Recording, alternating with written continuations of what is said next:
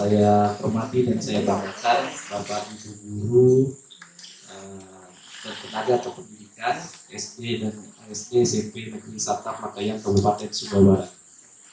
Puji dan syukur kita panjatkan kehadirat Allah Subhanahu wa Ta'ala karena pada kesempatan pagi hari ini kita masih diberikan nikmat iman, nikmat Islam, nikmat sehat walafiat, panjang umur, sehingga kita bisa melaksanakan rutinitas kita, yaitu menjadi pendidik yang mudah-mudahan bisa membawa peserta didik kita, membawa murid-murid kita mencapai cita-citanya dan mendapatkan budi pekerti yang baik tentunya. Salawat serta salam kita aturkan kepada junjungan kita Nabi Muhammad SAW. Karena beliaulah sosok teladan bagi kita semua yang telah menuntun kita, membawa kita dari zaman yang dulu penuh dengan kebodohan, kegelapan, menuju zaman yang lebih baik lagi, dan mudah-mudahan kita tetap istiqomah berada di jalannya hingga akhir zaman nanti, dan mudah-mudahan kita mendapatkan syafaatnya. Amin amin ya rabbal alamin.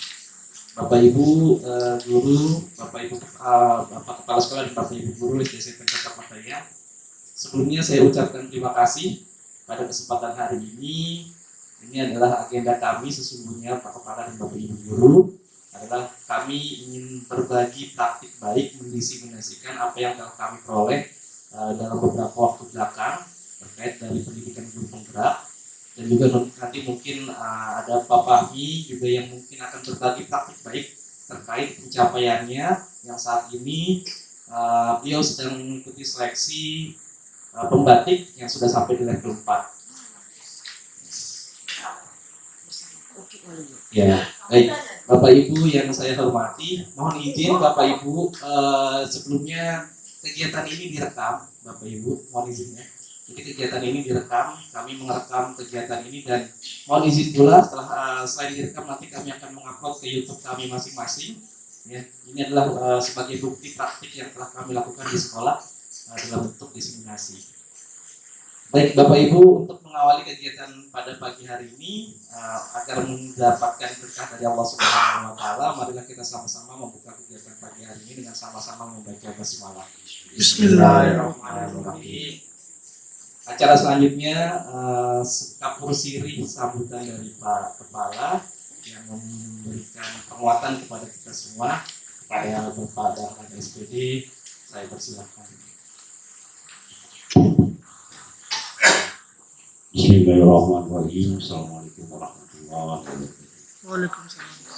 Yang saya hormati Wakil Kepala Sekolah SMP SD Satap Matayan sama-sama.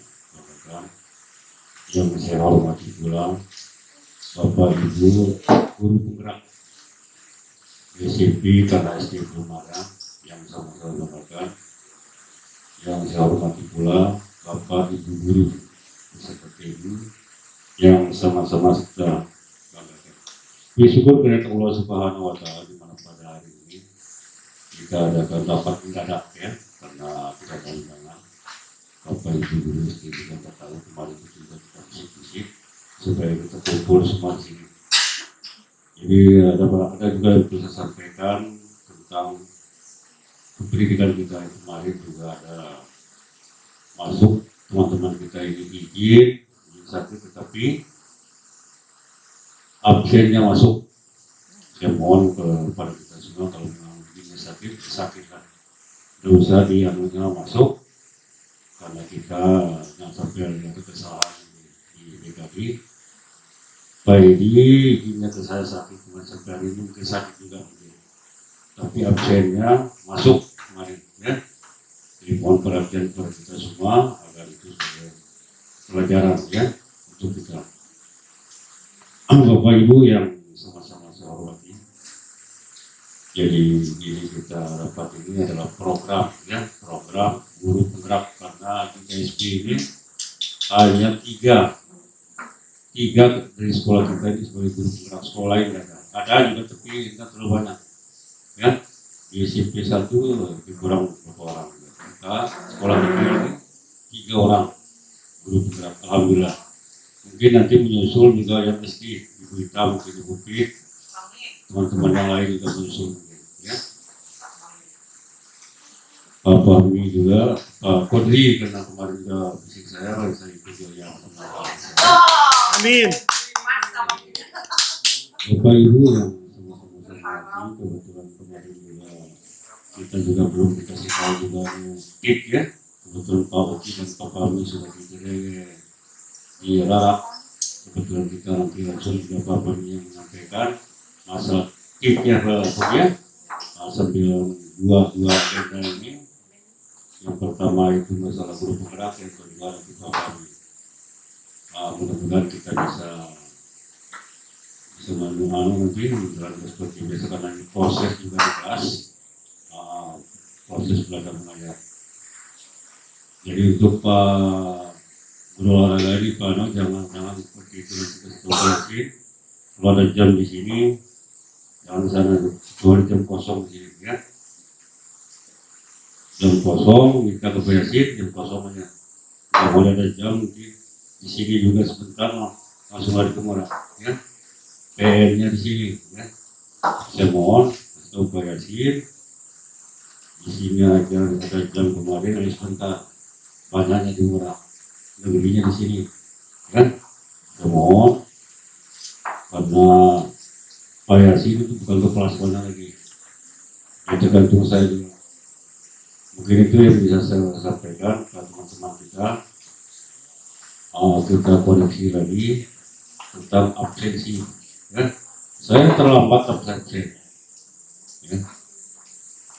Mungkin itu yang bisa saya sampaikan Pak Oki, Pak Bud, kurangnya itu Pak Fahmi. Terima kasih. Assalamualaikum warahmatullahi wabarakatuh.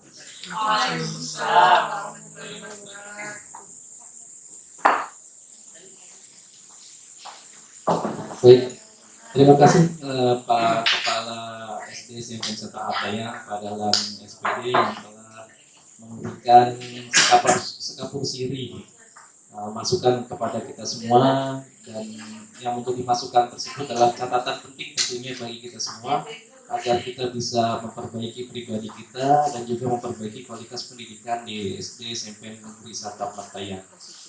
Bapak Ibu yang saya hormati, agendanya pada pagi hari ini seperti yang saya sampaikan di awal tadi, ada dua agenda. Yang pertama adalah kegiatan desiminasi atau berbagi praktik baik dari apa yang sudah kami dapatkan di pendidikan program pendidikan guru penggerak, yang kali ini kami akan desiminasikan tentang atau terkait dengan budaya positif di sekolah. Agenda yang kedua adalah praktik baik dari Bapak Saiful Fahmi dan juga mungkin sedikit dari saya sendiri terkait dengan implementasi atau pemanfaatan TIK dalam kegiatan pembelajaran di kelas. Dan nanti juga mungkin bisa kita sekaligus diskusi tanya jawab berbagai hal-hal lain yang kita bisa masukkan, mumpung kita bisa berjumpa di forum ini gitu. Sekaligus hal-hal yang penting mungkin perlu diskusikan, silakan Bapak Ibu diskusikan. Baik. Untuk selanjutnya Bapak Ibu, agar kita bisa lebih efisien, lebih efektif, lebih efisien, langsung saja pemaparan terkait dengan budaya positif yang dalam hal ini akan disampaikan oleh Ibu Guru cantik kita yang baik hati, tidak sombong, rajin menabung, taat pada suami dan lain-lainnya, ya, yaitu Ibu Rahmi Ariyanti SPD. Pada Ibu Rahmi Ariyanti, waktu dan tempat saya persilakan.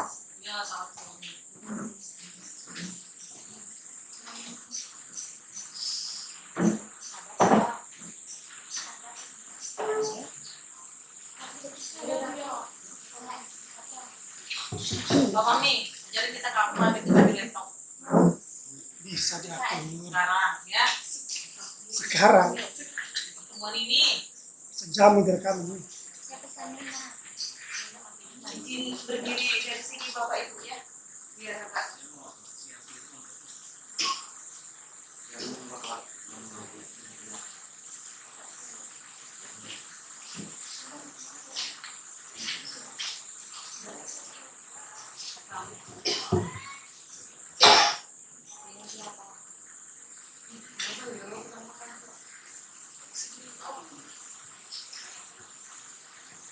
Bismillahirrahmanirrahim.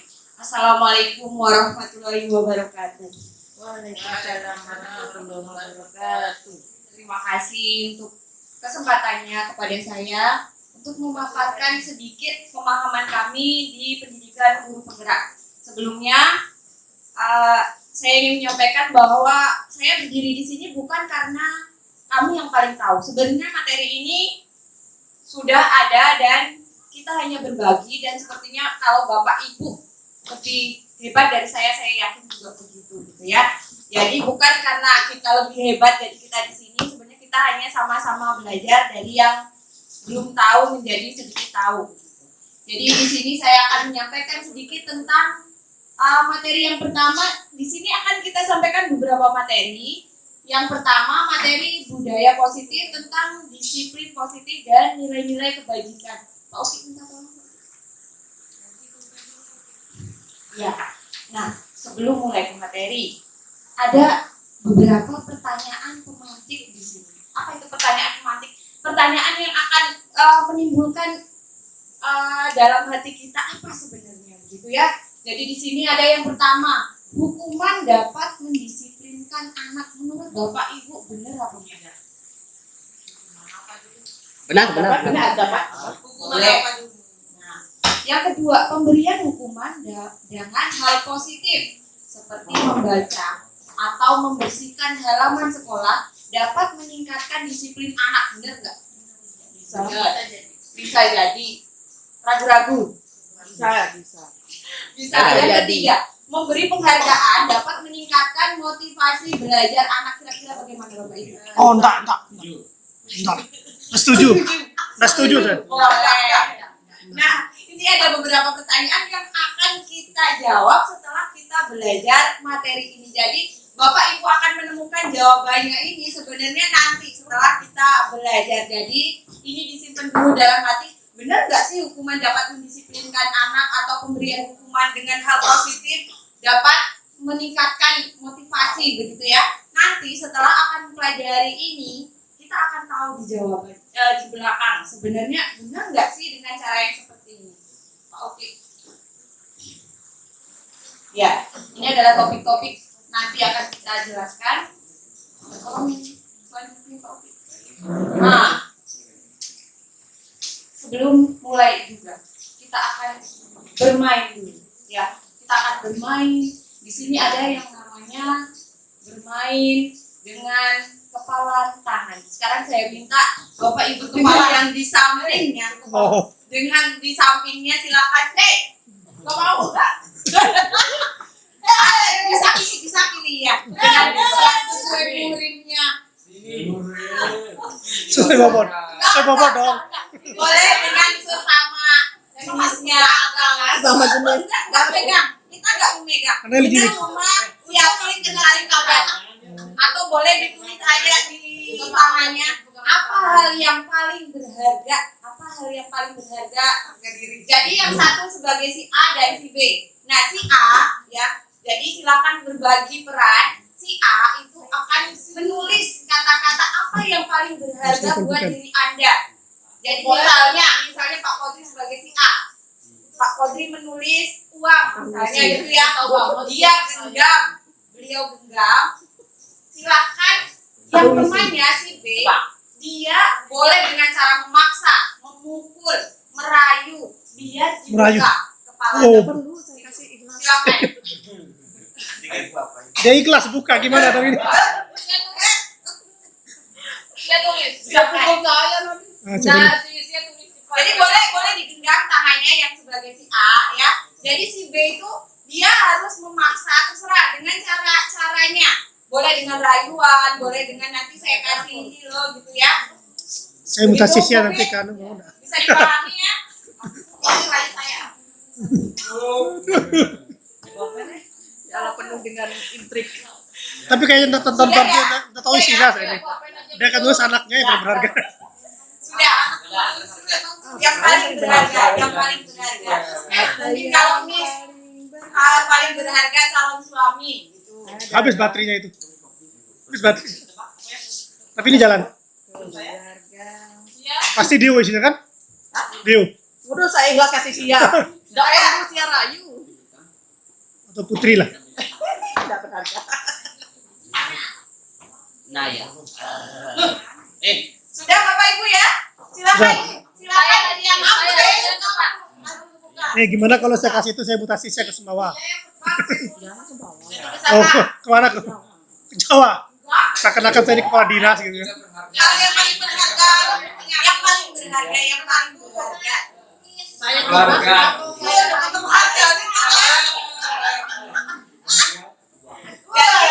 Yang satu itu bukan merebut, tapi dia membuka Oh. dengan cara apapun, dengan cara apapun.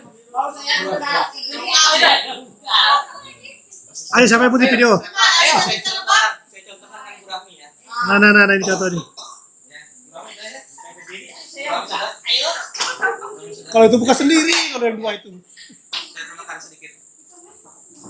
Bu Rahmi. Ada. Ayo. Ada AK yang berserta pinnya loh ini. 1-6. Ya, bukan ada. Pelatih ini loh. ATM-nya. Udah dari isinya. Bu Rahmi, ayo. Bu Rahmi cantik. Jangan fitnah lo, dosa lo. Oh, fitnah. Ini kan ada videonya ya. Masih mau buka pelit sekali Bu Rahmi ini. Emosi. Bu Rahmi Ini ada. bakal tahu. Oh, nanti Ini baru buka. beras digagakkan kan kalau Ayo Masih Bu kurang menusuk. Rahmi buka cepat. Pas menusuk bukan terus. Saya mau pisah. Ayo cepat buka Bu Rahmi. Ayo Bu Mega, cawapres loh ini saya punya. Kira-kira apa yang bisa membuat Bu Rahmi tertarik supaya dia Bukan enggak? Kalau enggak, Bu Rahmi buka cepat. Itu seberat video kemarin itu. Saya punya video kemarin. Ayo lah Bu Rahmi. Oke, kayak gitu contohnya Bu Rahmi. ya. Ya, jadi begitu Asal contohnya. caranya. Dengan misalnya saya bawa pisau nih buat buka gitu ya. Nah tadi kan sudah ya. Saya tanya satu-satu sekarang misalnya dari Bukit. Tadi sebagai si yang menggenggam Bukit ya. Anakmu saya Sandra. Mau dibuka atau Bukit tidak? tadi gimana? Mau membuka atau enggak? Belakang dulu mayat saya. Bukan kayak itu. Saya sudah masuk di sekarang. Ini yang belum berhasil. Bagaimana? Ayo saya cepat. Aduh. Saya buka atau ada yang buka sendiri? Iya, saya buka. Ada nggak yang membuka? Ada nggak yang membuka? Ada yang malah ngancam. Ada yang bisa membuka Pak? Ini saya ancam anak saya Sandra anaknya ini. Gengnya Mamat. Bisa terbuka itu. Bagaimana tadi bisa terbuka? Nah, jadi sama kayak itu. Terlalu baik tuh Bu Eni. Terlalu baik. Nah, Kayaknya saya kasih calon suami saya deh buat dia gitu. tadi berarti tertutup semua ya. Nah, jadi kita akan melihat di sini. Sebenarnya siapa sih yang bisa mengontrol kita? Dengan kita membuka atau tidak membuka ini, siapa sih yang bisa mengontrol kita itu? Allah Subhanahu wa taala. Diri kita Oh, di sendiri. Jadi yang bisa mengontrol diri kita ya. Pertanyaan nomor 3. Dalam kegiatan ini sesungguhnya siapa yang memegang kendali atau kontrol membuka atau menutup kepala tangan? Yang bisa mengontrol diri kita adalah diri kita sendiri. Nah, di sini adalah perubahan paradigma teori. Jadi yang pertama adalah ini adalah kesalahan kita ya. Jadi kesalahan dalam teori kontrol yang dinamakan dengan ilusi kontrol. Yang pertama adalah ilusi guru mengontrol murid. Kira-kira kita bisa nggak mengontrol murid kita? Bisa nggak? kontrol terbatas. Bisa. Terbatas. Bisa ya? Kita bisa mengontrol murid kita. Next, Pak Oki. Nah, ternyata kita tidak bisa mengontrol murid jika dia tidak mau. Artinya dia harus punya kemauan sendiri. Ya. Kalaupun kita memaksa dengan cara apa, ketika dia tidak ada kemauan dari diri sendiri, ternyata dia tidak bisa kita kontrol. Yang kedua,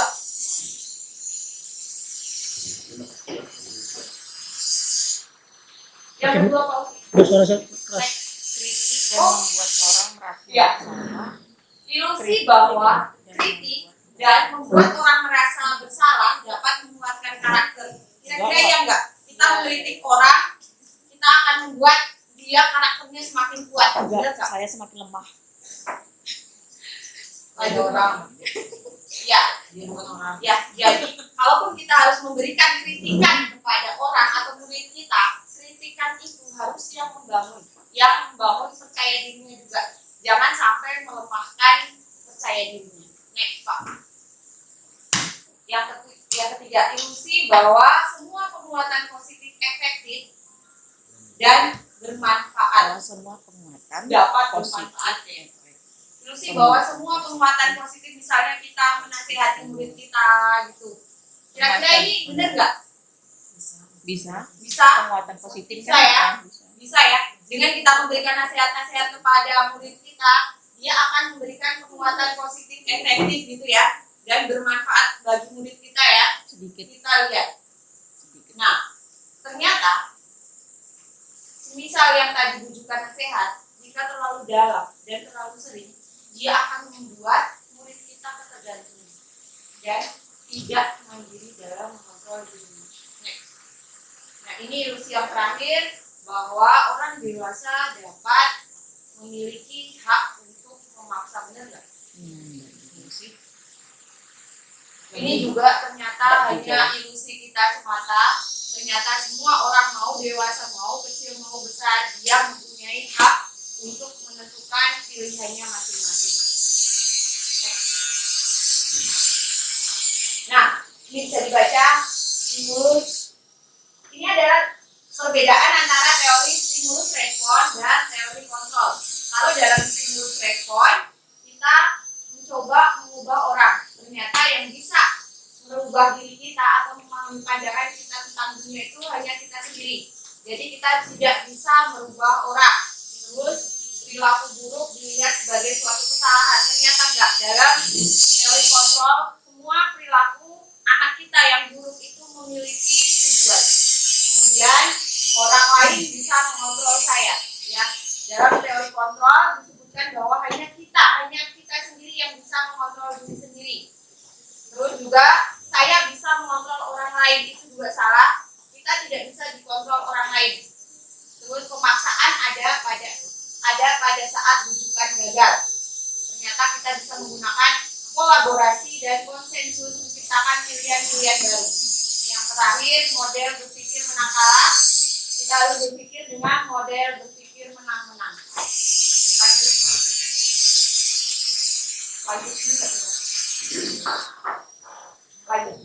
Nah, ini ke disiplin positifnya. Apa sih itu disiplin? Apa itu disiplin itu ada dalam bahasa Indonesia? Melaksanakan sesuai aturan. Melaksanakan sesuai aturan. Ya, di situ juga disebutkan ya. Jadi di situ anak itu akan disebut dengan disiplin ketika dia patuh dengan kita. Cenderung itu adalah kecenderungan umum selama ini. Kita membuat kata-kata disiplin adalah ketika anak-anak itu patuh, berarti anak-anak itu disiplin. Padahal anak-anak ketika patuh sama kita, kira-kira dia nyaman nggak? Belum tentu. Ya, bisa saja dia takut, bisa saja dia tidak nyaman ternyata ya. Bisa saja dia merasa terpaksa melakukan, misalnya dia terpaksa datang pagi karena dimarahi, takut dimarahi. Ketika dia harus melakukan sesuatu tapi dia dengan alasan, itu yang kita selama ini anggap itu adalah disiplin, dan itu akan kita rubah paradigmanya menjadi disiplin positif. Disiplin positif itu kita harus menerapkan ya, jadi kesadaran. Jadi disiplin itu sebenarnya adalah kesadaran yang muncul dari dia sendiri tanpa harus kita kasih hukuman, ancaman. Artinya ada motivasi dari dia sendiri secara internal ya. Jadi selama ini kita salah bahwa disiplin itu adalah anak yang patuh, anak yang manut gitu ya. Ternyata kita salah. Bagaimana dengan cara kita menjadikan anak menjadi seperti ini? Tentunya yang pertama dengan teladan ya. Dengan kita berangkat pagi, anak-anak akan berangkat pagi. Dengan kita membersihkan sampah, anak-anak juga akan membersihkan sampah. Artinya kita nggak bisa langsung menyuruh anak-anak ketika berangkat pagi tetapi kita berangkat siang, itu sudah tidak masuk dalam disiplin positif. Karena yang harus kita terapkan di sini adalah pertama adalah tauladan dari kita sendiri.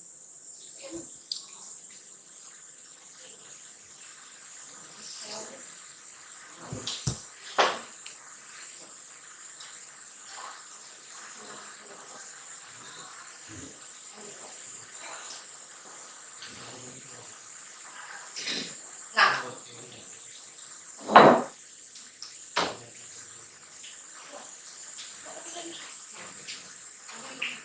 oke, lanjut sedikit tentang nilai-nilai kebajikan universal. Apa yang nilai-nilai kebajikan universal?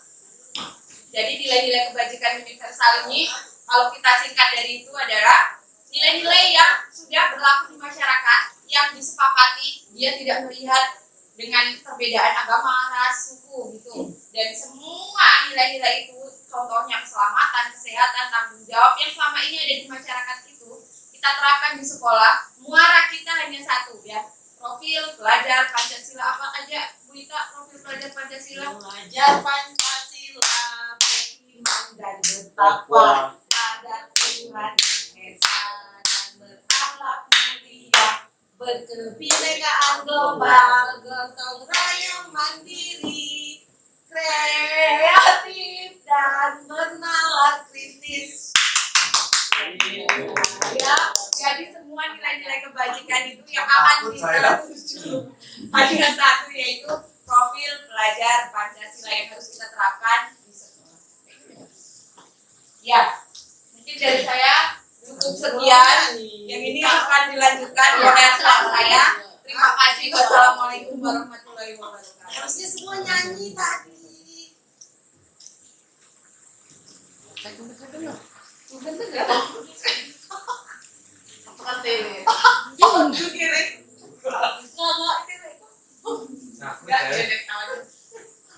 Kemarin ada yang nyontohin gitu belum istri, kok menarik saya lihat yang ini.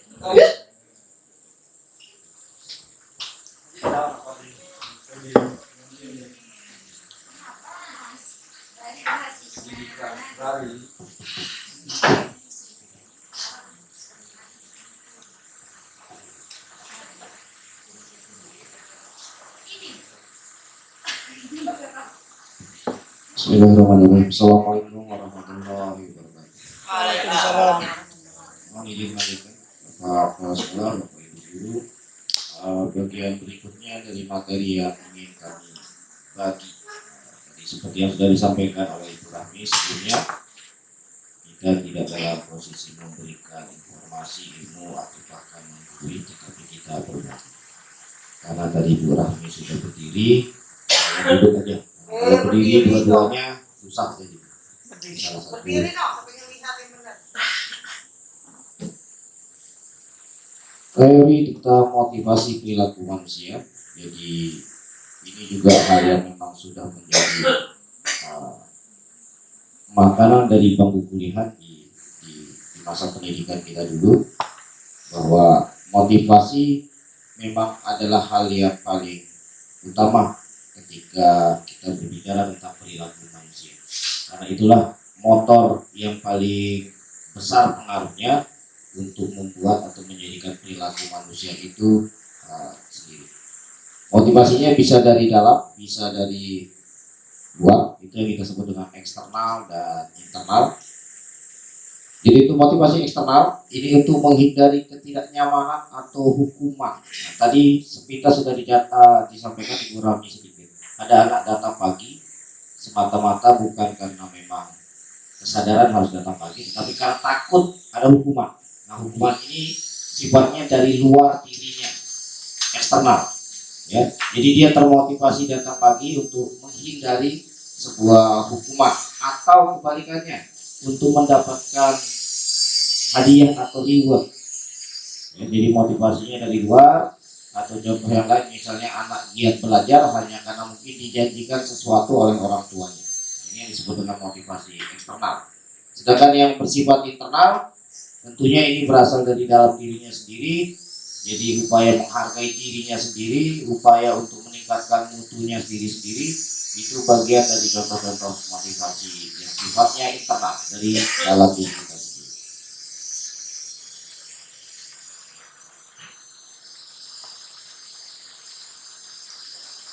Nah, saya yakin Bapak Ibu sudah sangat familiar dengan foto di depan. Pak Menteri, siapa beliau? Ki Hajar Dewantara. Mudah-mudahan juga masih ingat nama aslinya. Siapa Pak Badri? Nama aslinya Ki Hajar Dewantara yang kita jadikan sebagai bapak pendidikan di Indonesia, karena pemikiran-pemikiran beliaulah yang menjadikan dasar pendidikan Indonesia bahkan sampai hari ini. Jadi menurut beliau, merdeka itu artinya tidak hanya terlepas dari perintah, tetapi juga cakap membuat perintah. Tadi ada kata disiplin, ada konotasinya kata taat, patuh. Tetapi Ki Hajar mendefinisikan merdeka itu tidak sebatas kita itu terlepas dari perintah, tapi juga cakap dalam membuat perintah terhadap diri sendiri. Ya, jadi tidak hanya untuk keluar, tetapi juga yang terpenting adalah bagaimana kita cakap untuk memerintah diri kita sendiri. Ya, jadi kalau kayak mandor, kebalikannya. Mandor biasanya kalau mandor tukang kan hanya nyuruh, kalau disuruh melesat dia tidak bisa. Nah, ini yang tidak diinginkan kalau menurut filosofi pemikiran Ki Hajar Dewantara.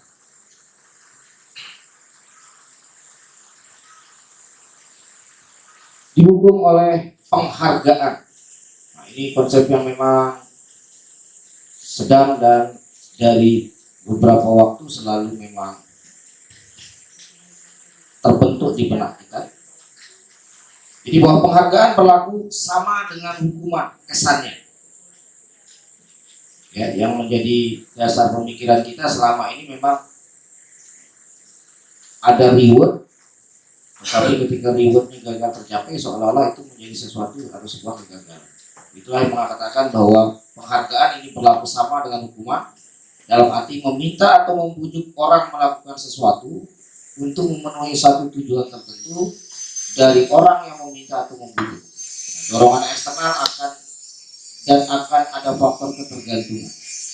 Adapun dampak dari penghargaan ini menurut versinya Kohn yang dikemukakan tahun 1993, ada pengaruh jangka pendek dan jangka panjang.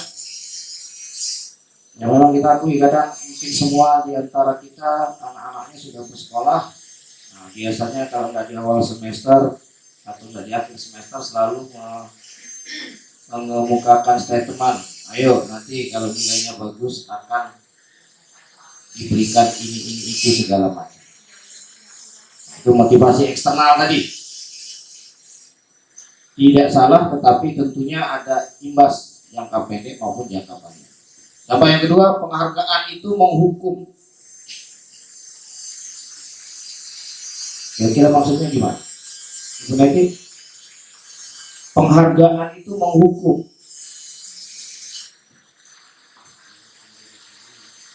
Gimana Pak Fadli? Coba Pak Badri, silakan. Gimana tafsirnya? Kata penghargaan itu menghukum.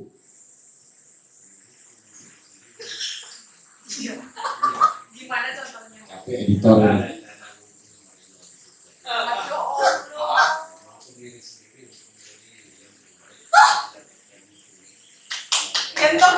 Luar biasa.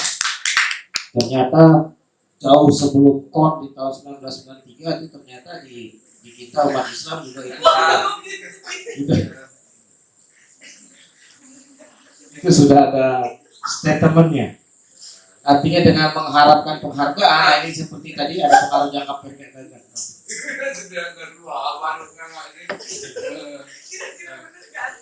Benar. Dalam artian lain seolah-olah menjadi pemasuk, ya, sehingga motivasi eksternal itu tidak lagi menjadi suplemen, tetapi kesannya akan menjadi sebuah paksaan. Ya, ini juga catatan bagi kita orang tua untuk tidak terlalu memberikan target yang tidak realistis kepada anak-anak sehingga menjadikan itu sebuah beban atau hukuman seperti tadi atau ayat atau hadis yang disampaikan. Yang ketiga, penghargaan mengurangi ketepatan. Nah, ini ada hadisnya enggak Bapak? Ilusi dan ilusi. Kalau yang poin ketiga nih, ada enggak nih? Ada, siapa tahu ada. Yang keempat, penghargaan tidak efektif, ya seperti yang tadi disampaikan. Jadi kesannya anak-anak atau kali ini konotasinya adalah siswa yang sedang belajar, proses yang mereka ikuti hanya semata-mata demi target penghargaan tadi. Yang kelima, penghargaan ini dapat merusak hubungan. Ya, mudah-mudahan bukan hubungan di rumah dan bukan hubungan antar rekan kerja. Jadi ini konsep dihukum oleh penghargaan. Jadi mudah-mudahan reward yang memang kita berikan baik kepada anak-anak di sekolah maupun di rumah itu tidak sampai menjadikan itu sebuah pasung bagi anak itu sendiri. Jadi konotasi reward yang memang selama ini kesannya kayak bersifat material, mudah-mudahan bisa perlahan-lahan kita geser. Hubungannya tadi, bentuk program kebajikan atau apresiasi. Jadi perlu diingat beberapa hal tentang program kebajikan. Yang pertama, memberi pengakuan secara khusus. Yang kedua, memberi pengakuan secara pribadi. Yang ketiga, memberi pengakuan kepada semua murid secara bergantian. Dan yang keempat, memberikan pengakuan secara konsisten dan fokus pada proses.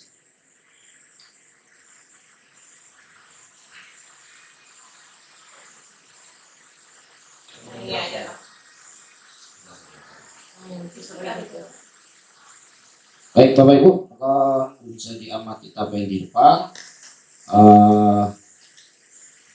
Ada kolom pertama itu adalah membuka, di tengahnya nilai kebajikan, dan yang ketiga itu situasi. Contoh, artinya ini sebuah kalimat. Kemarin saya, nah ini satu aja kita coba pahami konsepnya tentang mana itu membuka, kebajikan, dan situasi. Oke, kita lanjut ke tabel yang tadi mungkin. Baik, Bapak Ibu, ada beberapa item tindakan di sini. Tapi silakan Bapak Ibu putuskan secara langsung apakah tindakan ini termasuk hukuman atau konsekuensi. Yang pertama, mencatat 100 kali di dalam buku tentang sebuah kalimat. Contohnya, saya tidak akan terlambat lagi. Hukuman atau konsekuensi? Hukuman. Tidak? Konsekuensi dari dia. Konsekuensi. Oke, kita cek jawabannya. Survei membuktikan. Hukuman. Salah ketawa lagi. Yang kedua, lari mengelilingi lapangan basket walaupun lapangan basketnya belum ada 2 kali karena terlambat. Hukuman. Nah, coba guru olahraga biasanya. Hukuman. Oh, sudah. Oke. Yang ketiga, murid diminta push up karena tidak menggunakan masker dulu misalnya. Hukuman. Ya, anggap situasinya situasi 2020. Hukuman atau konsekuensi? Karena hukuman kayaknya Bu Emi. Hukuman. Mana Bapak Ibu? Hukuman. Kita cek. Hukuman. Hukuman. Menggantikan kertas tugas teman yang telah dicoret-coret. Konsekuensi. Membersihkan tumpahan air di meja tulis karena tersenggol. Murid disuruh untuk tidak menggunakan sepatu seharian di sekolah karena tidak menggunakan sepatu hitam. Bagi sekolah yang menerapkan misalnya harus pakai hitam. Hukuman. Hukuman. Lari mengelilingi lapangan basket karena terlambat 10 menit saat pelajaran PJOK. Hukuman. Hukuman. Hukuman. Yakin? Yakin. 100%. Konsekuensi. Baik, Bapak Ibu,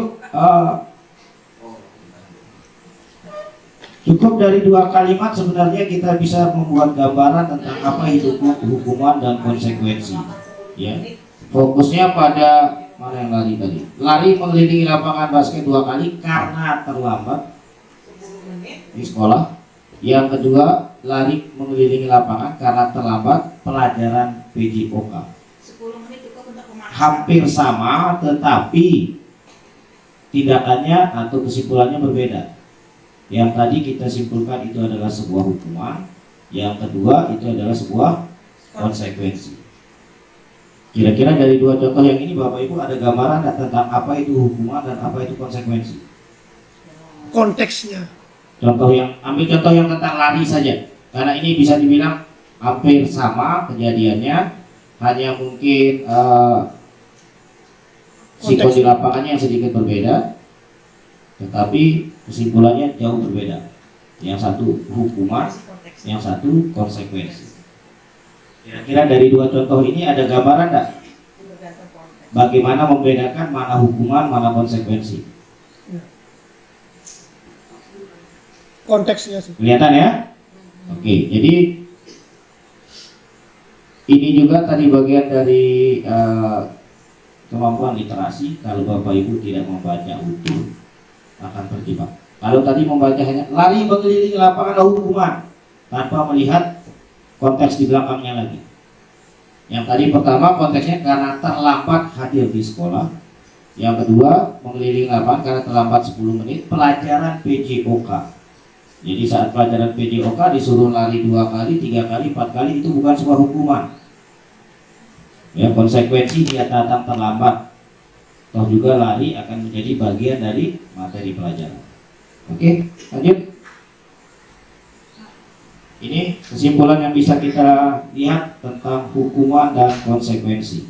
Sebelum kita melihat perbedaannya, kira-kira mulai hari ini apakah kita akan bersepakat menerapkan hukuman atau konsekuensi?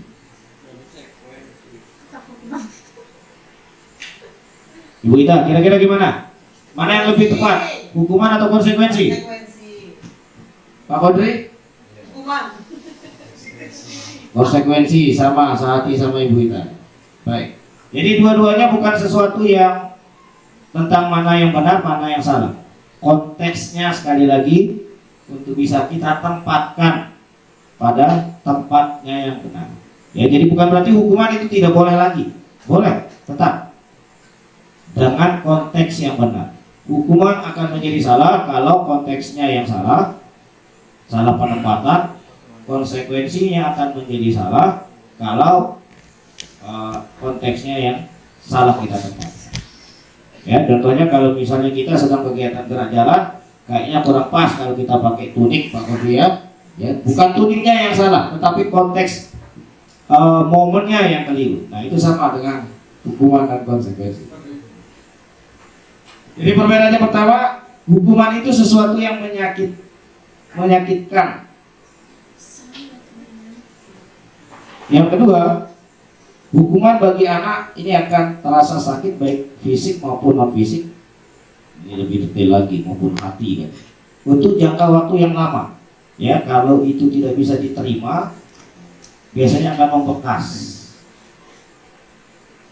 Kita harapannya bekas itu biarkan tumbuh, tetapi jadikan menjadi motivasi buat anak, bukan membekas untuk kemudian menjadi sebuah denda.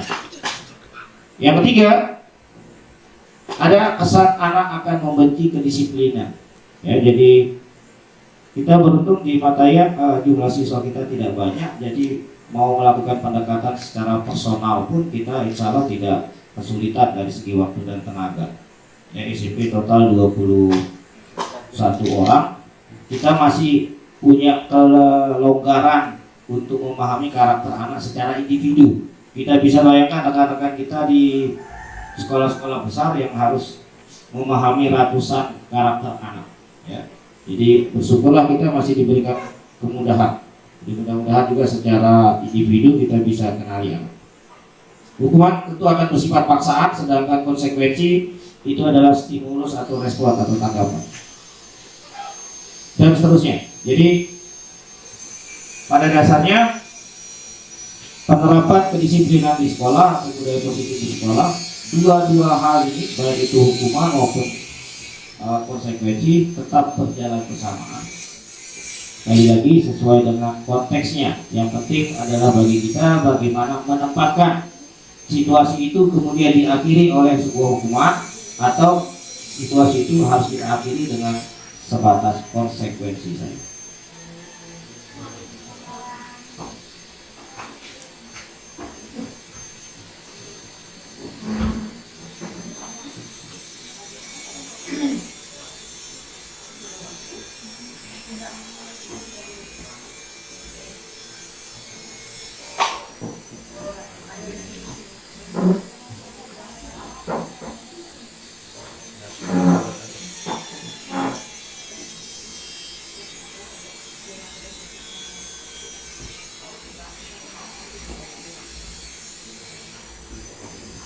Oke, sambil break silakan airnya.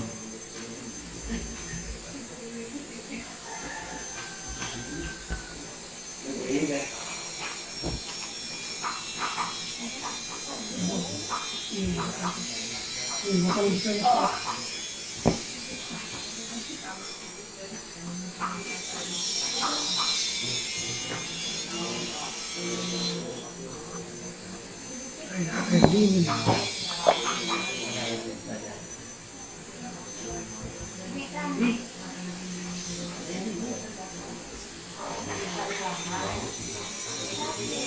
Oh, ada begituan sekarang.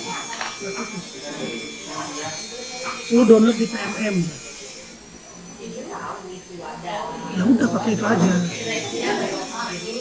Hah? Saya nggak serajin itu. Nah,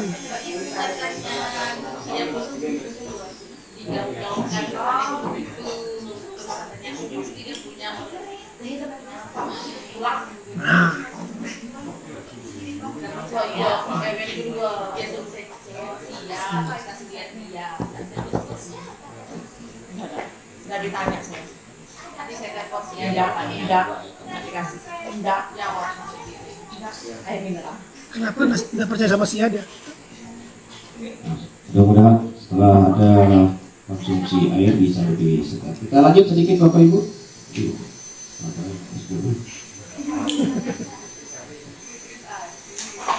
Keyakinan kelas. Nah, sebenarnya bahasa kita yang paling sederhana dan yang selalu atau yang pernah dan selalu kita terapkan selama ini adalah tentang tata tertib kelas. Nah, itu konsepnya seperti itu, baik guru kelas maupun wali kelas kalau untuk di tingkat SMP. Yang selama ini kita jalankan itu dengan konsep bahasa tata tertib. Nah, tetapi dalam proses pendidikan kami menemukan dan mendapatkan informasi dan ilmu baru dengan istilah ada keyakinan kelas. Pertanyaannya mengapa tidak peraturan aja kayak yang tadi, kenapa harus keyakinan? Contoh pertanyaan pertama, mengapa kita memiliki peraturan harus menggunakan helm bila mengendarai kendaraan roda 2? Tujuannya apa? Menghindari panas. Menghindari panas. Biar jilbab kamu kan mabir. Supaya UMKM helm itu jalan. Minimalisir resiko. Ya, walaupun helm memang juga bukan jaminan, tetapi paling tidak kita berusaha meminimalisir. Mengapa kita memiliki peraturan 3M di era pandemi dulu? Dengan menggunakan masker, mencuci tangan, dan menjaga jarak. Upaya meminimalisir risiko Terpapar atau tertular virus. Mengapa kita memiliki peraturan harus datang tepat waktu saat mengikuti pelatihan?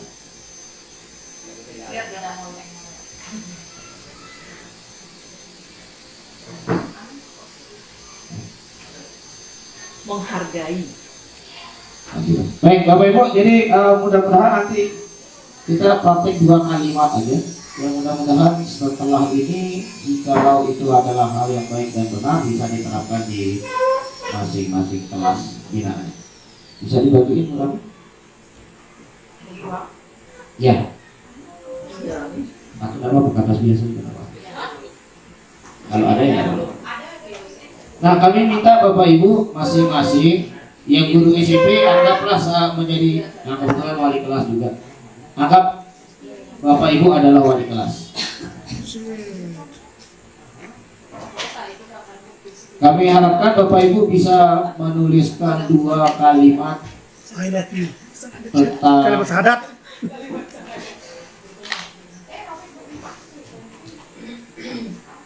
keyakinan kelas. Jadi konsepnya sebenarnya pelaksanaannya Bapak Ibu berdiskusi dengan anak-anak dan menyepakati di kelas itu apa yang boleh dan apa yang tidak boleh. Jadi itu nanti produknya dalam bentuk keyakinan atau yang memang selama ini kita percayai sebagai sebuah peraturan. Contoh, dilarang mencontek. Itu Bapak Ibu bersepakat dengan anak-anak. Ya, tapi jangan ditambahin dilarang mencontek kalau ketahuan. Kalau nggak ketahuan terus boleh.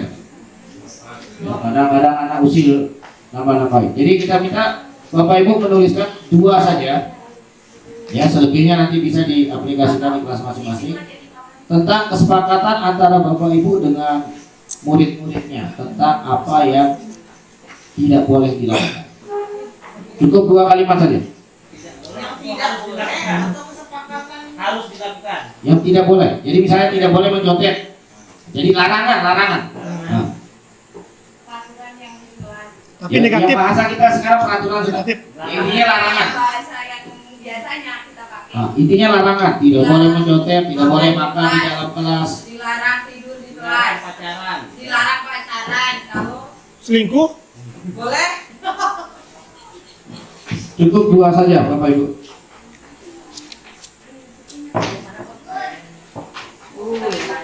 Cokot. Minum boyfriend. Dilarang meminjam alat tulis.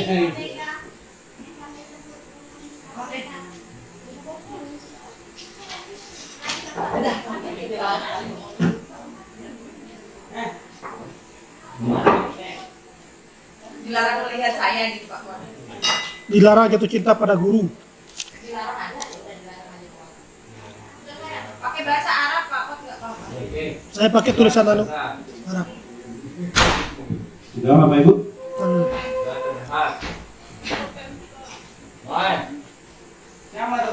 La takzan. La takzan.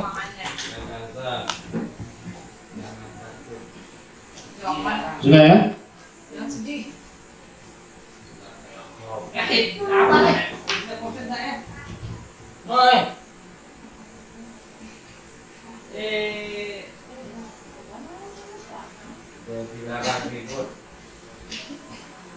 Dilarang menghukum diri sendiri. Dilarang kentut.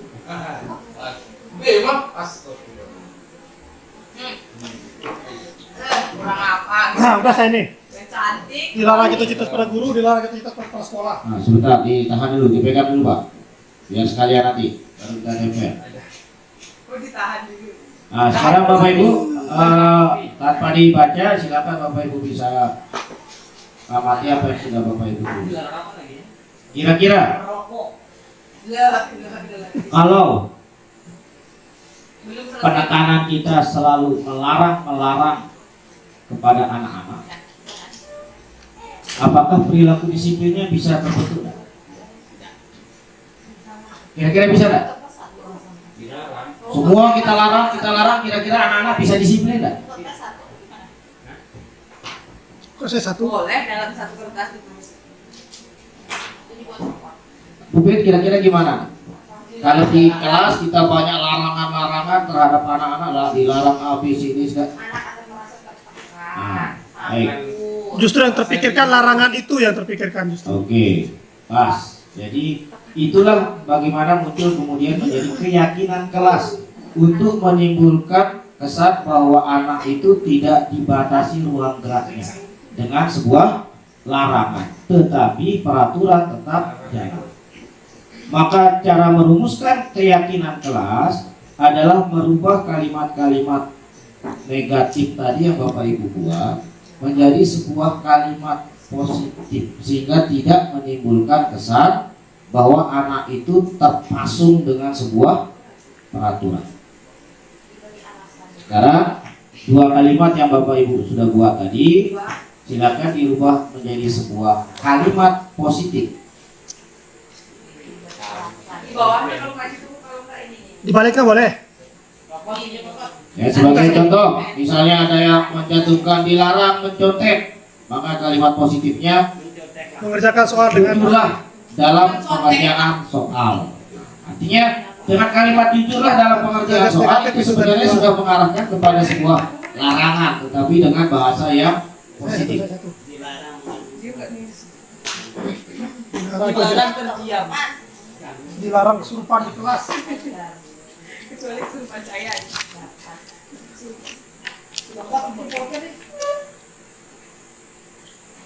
Pak gurunya sekolah tidak bawa pulpen. Habis Pak. Ih, bagus pulpennya Pak Heru, coba lihat. Pulpen kita di kelas. Ih, salah bukan dia.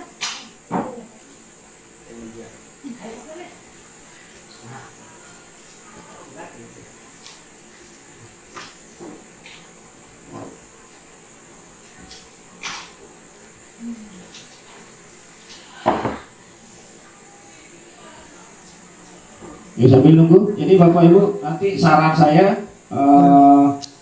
setelah ini bisa diterapkan di sekolah. Tidak perlu dibuat desain itu menjadi indah, harus diketik, di print segala macam. Tetapi kalau itu adalah tulisan anak sendiri, artinya dia sudah meyakini bahwa kami yang bersepakat membuat aturan ini. Yaitu yang disebut tadi keyakinan kelas, untuk bersepakat bersama-sama bahwa di kelas itu ada hal-hal yang memang harus dihindari. Bapak ini sudah? Nah, coba kita ambil sampel dari CP1, silakan dibacakan. Jangan ribut, oke.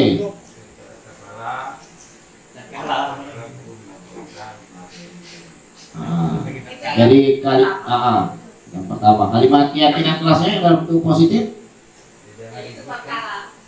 Hah?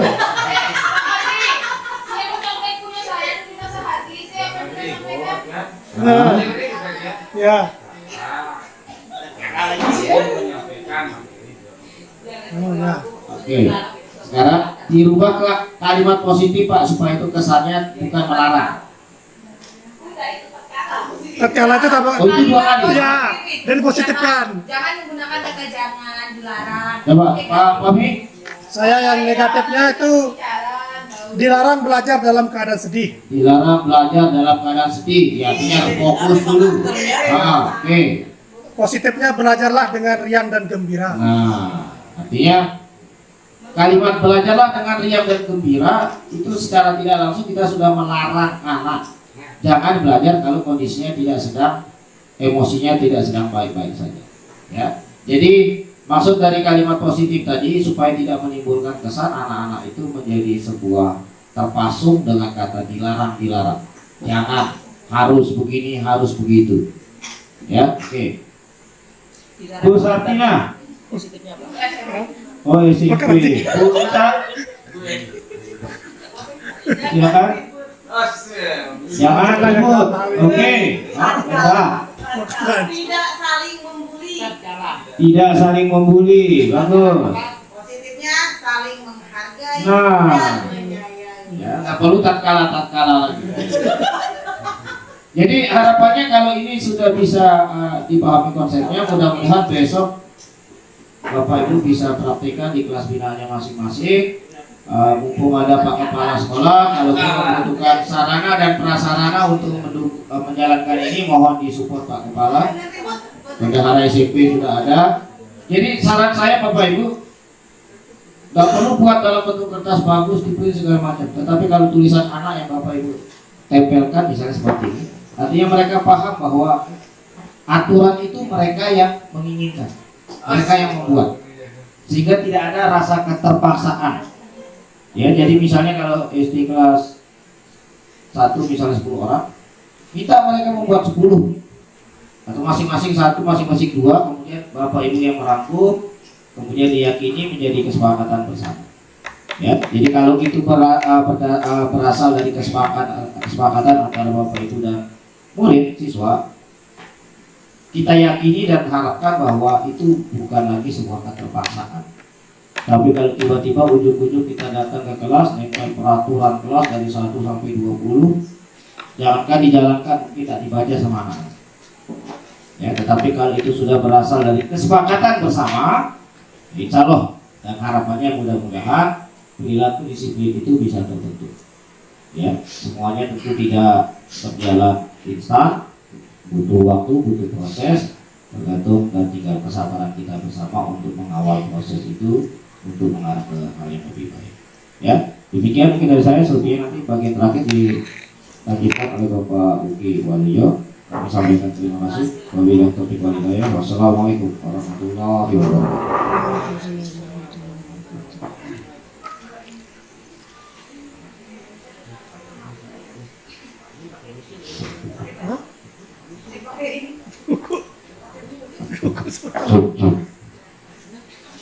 Sudah.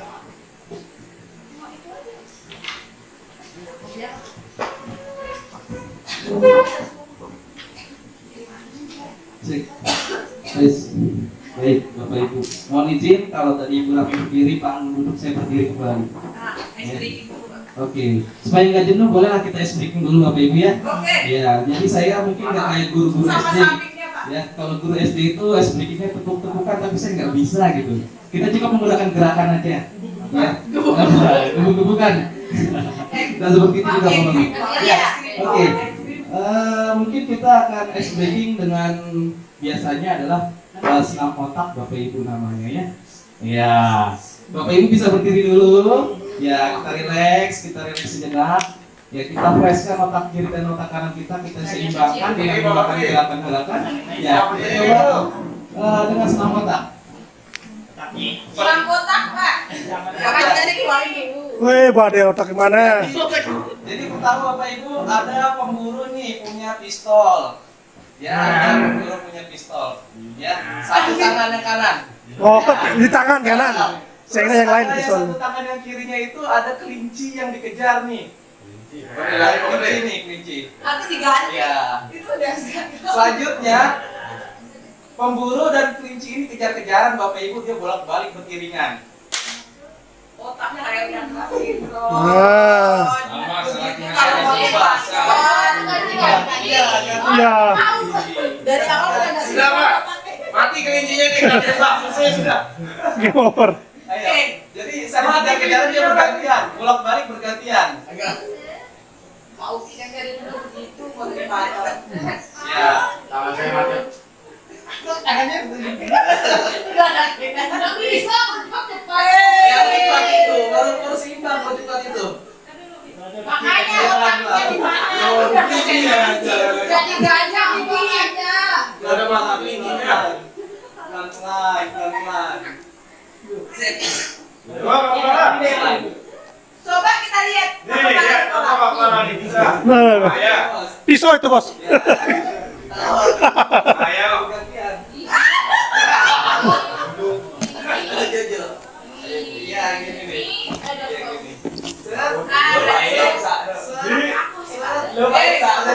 Berarti itu nggak ada otak salah satunya. Otaknya ini nggak ada. Kita coba Ini kita. Set. Iya, hebat itu.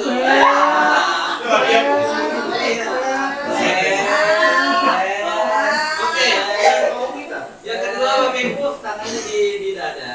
Wih, tangan sendiri ya. Ini yang kedua, nih tangan sendiri, satu di sini, dua nih. Kalau yang ini dia bergerak maju, kalau yang ini adalah mundur. Ya. Pastikan Bapak Ibu memastikan satu maju satu mundur. Bukan jadi begini, bukan. Begini.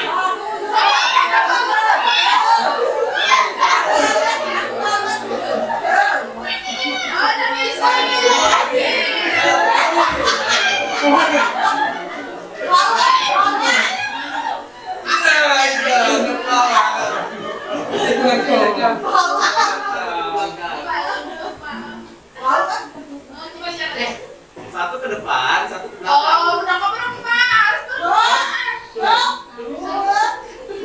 Kalau yang lari pagi nggak sih? Tahu nih. Tahu nih. Tahu nih. Iya.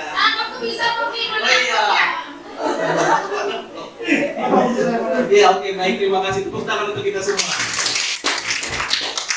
Baik, terima kasih Bapak Ibu semuanya. Izin sekali lagi, kami di sini hanya ingin berbagi Bapak Ibu. Kami tidak bermaksud menggurui. Apalagi terkait dengan apa yang saya sampaikan ini, tentunya sudah sangat-sangat dikuasai oleh seorang konselor pastinya, Ibu Emi.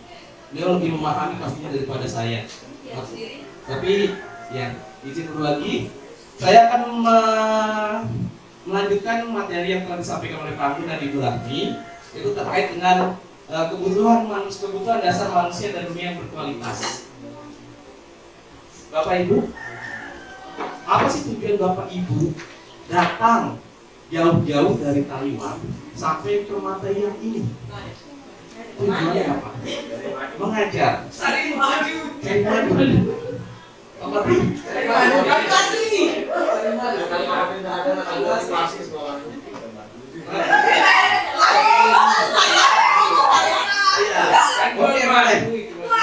Termasuk salah satu cari madu, boleh saya tampung bahwa Pak Kapolri datang ke Solo adalah cari madu, ya, madu untuk memenuhi kasarnya ya, rasa cintanya itu Pak Menteri? Alhamdulillah. Atau ada yang lain tujuan motivasinya datang ke sekolah ini Bapak Ibu? Kira-kira apa sih motivasinya? Begibah. Itu yang begibah Begibah. coba sini. Coba yang begibah. anak bangsa. Mencerdaskan anak bangsa. Selain itu, TPP. Ya. Jadi semua segala jawaban Bapak Ibu saya tampung. Ya, bahwa memang pada dasarnya ya kita punya 5 kebutuhan dasar manusia. Yang pertama adalah kebutuhan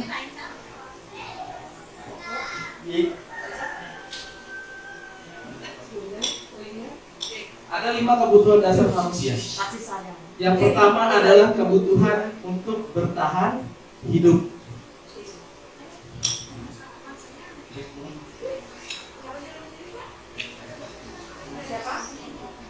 Yang pertama adalah kebutuhan bertahan hidup. Yang kedua adalah kebutuhan cinta dan kasih sayang. Yang ketiga adalah kebutuhan penguasaan. Yang keempat kebutuhan kebebasan. Yang kelima adalah kebutuhan kesenangan. Nah, setiap apa yang kita lakukan dalam kehidupan ini, ya, kita punya tujuan untuk mencapainya. Tujuan ini adalah karena didasari oleh kebutuhan. Ya, karena ini adalah kebutuhan dasar manusia. Termasuk anak-anak kita, murid-murid kita, setiap dari apa yang mereka lakukan, mereka pasti punya alasan. Alasannya adalah untuk memenuhi kebutuhan dasarnya.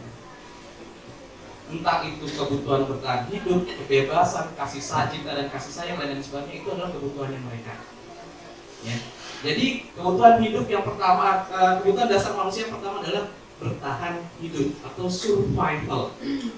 Jadi survival ini adalah bagaimana kita menjaga eksistensi diri kita yang termasuk dalam kebutuhan fisiologis agar kita ini bisa bertahan. Ya, kebutuhannya contohnya adalah kita makan, minum, tidur, ya, membersihkan diri, termasuk juga kita melakukan reproduksi. Ya, karena itu adalah kebutuhan dasar manusia untuk bertahan hidup, kebutuhan fisiologis. Ya, sedangkan yang keempat, ya baik itu rasa cinta dan kasih sayang, rasa cinta dan rasa diterima, love and belonging, ya, kesenangan, fun, ya, penguasaan, power dan kebebasan, freedom, itu merupakan kebutuhan psikologis. Ya, kebutuhan psikologis. Nah, setiap apa yang dilakukan oleh anak-anak kita didasari ini. Jadi mereka akan selalu berusaha untuk mencapai kebutuhan ini. Ya, Bapak Ibu ya. Nah, ketika mereka melakukan kesalahan, ketika mereka melanggar aturan, ya, ketika mereka berbuat salah, ya, melanggar aturan, maka ada kegagalan yang dilakukan dalam memenuhi kebutuhan ini. Jadi ketika dia melanggar aturan, berarti dia telah gagal untuk memenuhi kebutuhan ini. Ya, kalau dia berhasil, maka dia tidak akan, maksudnya gini. Kalau dia karena tidak terpenuhi, maka dia gagal dalam memenuhi kebutuhannya. Maka dia melanggar aturan. Kalau semuanya sudah terpenuhi, maka dia tidak akan pernah melanggar aturan. Menjadi orang-orang yang tertib dan disiplin. Ya, begitu. Jadi kadang kan kita menemui ya anak-anak kita ya, kenapa si Bajang itu dulu jahil sekali. Ya, contoh, Bajang dan Danu ini, ya, dia adalah anak yang jahil kepada temannya. Setelah diidentifikasi, ternyata dia jawabnya adalah saya merasa bisa puas, saya merasa terpuaskan ketika melihat teman saya itu menangis. Apanya dia sedang memenuhi kebutuhan apa itu Bapak Ibu? Kesenangan. Ya. Contohnya lagi ketika ada anak-anak kita yang mungkin ada temannya jajan, terus dia mintain jajannya. Ya, mintain jajannya, teman-temannya dimintain satu-satu. Ya. Terus dia jawab, kenapa kita tanya, kenapa kamu mintain jajannya? Ya nggak apa-apa, saya kan memang ditakuti sama teman-teman saya. Saya kan hebat gitu.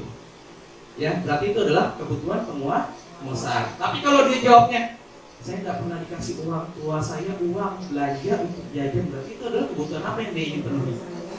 Bertahan hidup. Ya, karena kenapa? Dia lapar. dan minta jajan teman-temannya untuk memenuhi kebutuhannya agar bisa dia kenyang. Nah, jadi Bapak Ibu, segala tindakan anak-anak kita ketika mereka melanggar peraturan atau keyakinan yang sudah kita buat, kita bisa identifikasi kebutuhan apa yang mereka sedang ingin penuhi di antara 5 kebutuhan ini. Baik dari mulai bertahan hidup, ya, terus juga love and belonging, ya, terus penguasaan, kebebasan, kesenangan. Kadang-kadang juga anak-anak kan ada yang caper ya Bapak Ibu ya, kita tahu ya, di kelas itu hiperaktif dan lain sebagainya. Ternyata dia ingin diperhatikan, gak apa-apa Ibu, supaya saya dikenal, supaya saya bisa dipanggil oleh Ibu Emi gitu misalkan. Berarti dia adalah sedang memenuhi hasrat love and belonging-nya, rasa cinta dan kasih sayangnya. Oke, nanti kurang. Oke, kita sebagai guru, ya, setelah mengidentifikasi kita bisa memposisikan diri kita. Ada 5 posisi kontrol dari seorang guru. Posisi kontrol yang pertama adalah posisi kontrol sebagai posisi kontrol yang pertama adalah posisi kontrol penghukum. Ya, kita bisa menjadi posisi ini. Satu adalah penghukum, yang kedua adalah pembuat rasa bersalah, yang ketiga adalah memposisikan diri kita sebagai teman, yang keempat memposisikan diri kita sebagai pemantau, yang kelima adalah memposisikan diri kita sebagai manajer. Dari 5 posisi ini kira-kira yang paling cocok, yang paling tepat kira-kira pada diri kita adalah yang mana Bapak Ibu? Yang paling tinggi levelnya? Yang paling tinggi levelnya?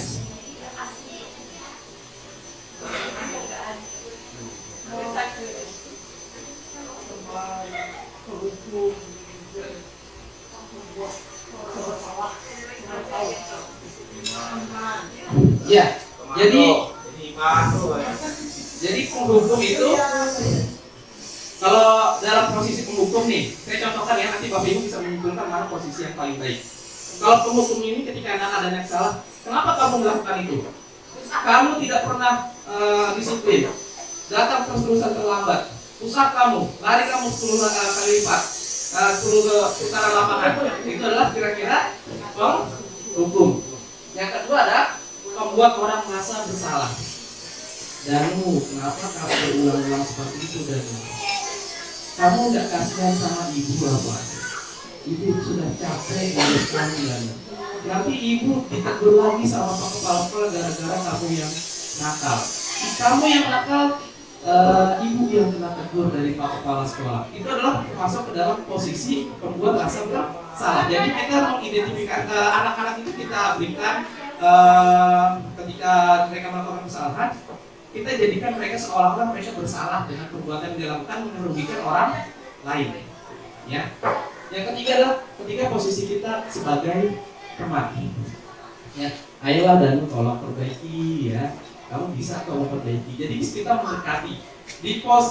Kalau yang di penghukum itu dia menggebu-gebu merasa emosinya keluar. Kalau pembuat merasa bersalah, dia sudah mulai agak emosi, sudah tidak emosi, tapi menjadikan dirinya seperti korban, ya, seperti korban dan menjadikan si anak itu bersalah.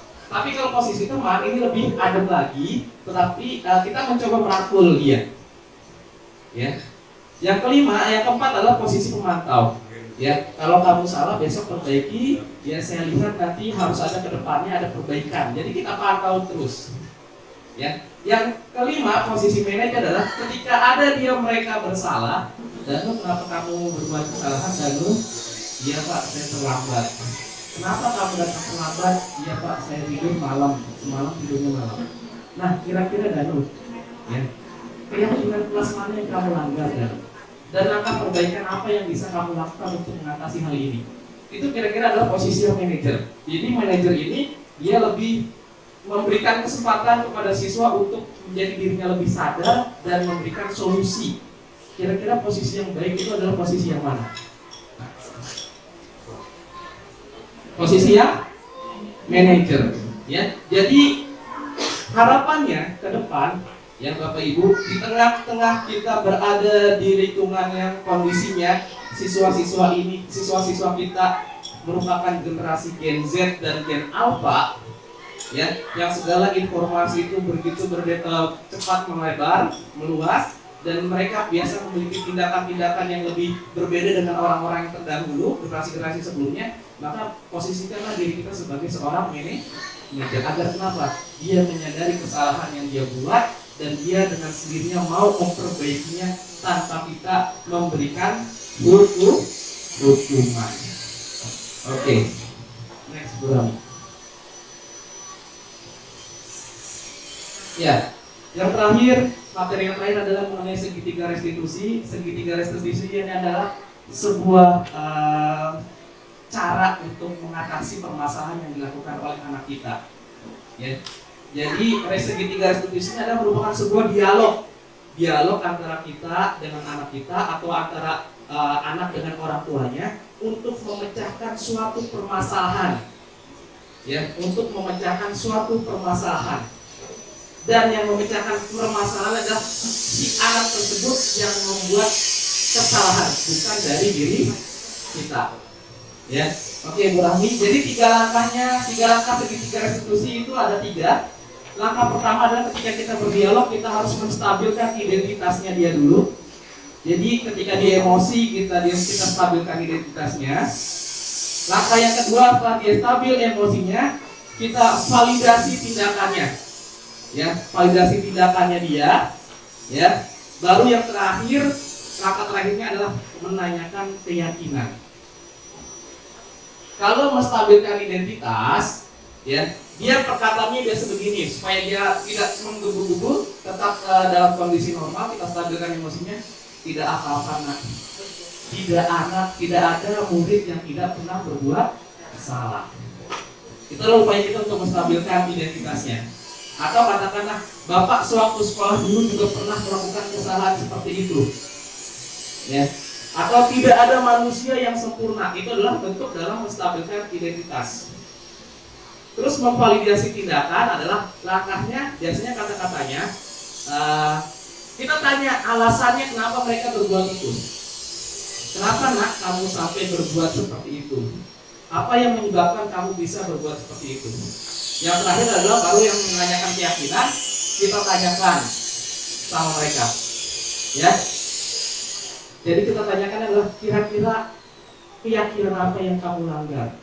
Solusinya kira-kira menurutmu bagaimana? Langkah selanjutnya untuk memperbaiki kondisi ini kira-kira seperti apa? Itu adalah di bagian menanyakan keyakinan.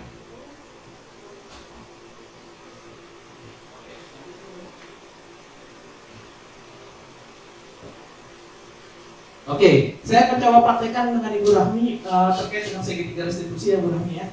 Jadi kita akan berdrama dikit nih Bu Rahmi.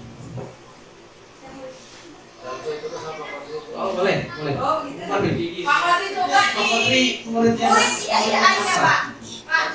Enggak apa-apa Pak. Ayo. Saya. Kalau saya kan tidak Pak. Monggo. Biar lebih paham Pak. Baik sini di depan. Enggak apa-apa. Ayo.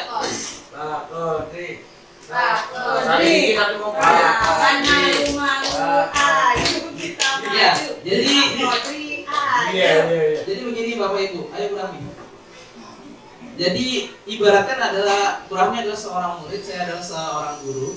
Bu Rahmi membuat kesalahan ketika Bu Rahmi dia selalu datang terlambat, ya di setiap harinya. Ya, oke. Saya akan mencoba berbincang-bincang dengan Bu Rahmi.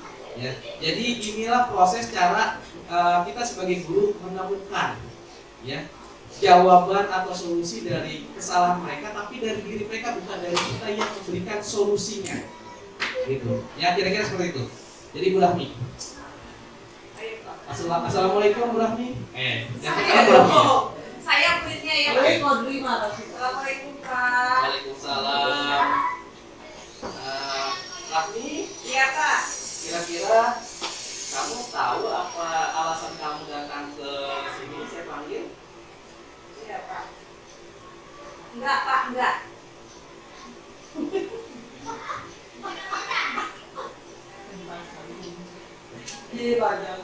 Kamu tidak menyadari apa yang telah kamu lakukan ini? Tahu Pak. Apa itu? Kayak sering datang terlambat Pak. Tapi enggak lama-lama Pak. Paling setengah jam atau 1 jam Pak.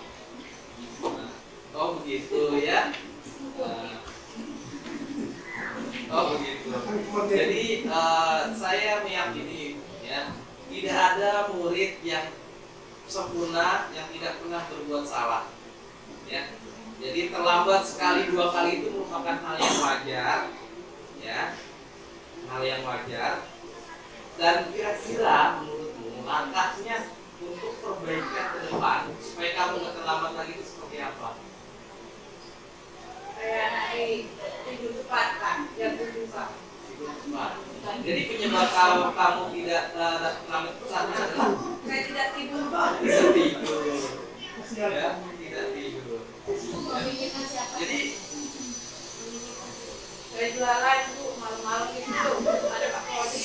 Jual apa? Jual jagung. kapan kamu bisa mulai memperbaikinya? Besok kan. Besok. Oke. Jadi kalau baik kamu sudah menyadari dan kamu sudah menemukan solusinya bahwa tadi kamu mau tidur lebih cepat supaya tidak datang terlambat. Nah, jadi saya akan melihat perkembangannya, mengawasi selanjutnya supaya kamu benar-benar bisa datang ke sekolah tepat waktu. Oke, terima kasih. Ya Pak, saya boleh keluar main Pak. Jadi kira-kira seperti itu ya Bapak Ibu ya, gambarannya walaupun nggak sempurna sekali, tapi pada intinya terkadang segitiga restitusi ini juga tidak bisa tetap diterapkan secara keseluruhan. Tetapi pada intinya adalah kita mencoba menyelesaikan permasalahan tanpa dengan memberikan hukuman, terlebih pada hukuman fisik gitu. Ini juga menjadi PR besar buat saya sebenarnya. Ya. Jadi seperti itu Bapak Ibu, kira-kira ada lagi Bu Rahmi dan Pak Nur? Cukup? Ya. Jadi mungkin itu pemaparan materinya terkait dengan diseminasi dari budaya positif Bapak Ibu yang bisa kami sampaikan. Mohon maaf atas segala kesalahannya.